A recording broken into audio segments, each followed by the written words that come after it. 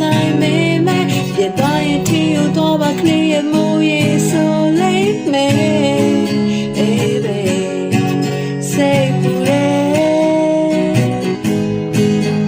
တခြားသူကကိုပါပြီးအကောင်မင်းပြောရှင်လိုက်ဝေးငါငယ်ကချစ်တွေတော့ဝပြီးတိတ်ထားပါမယ်အခုရဲ့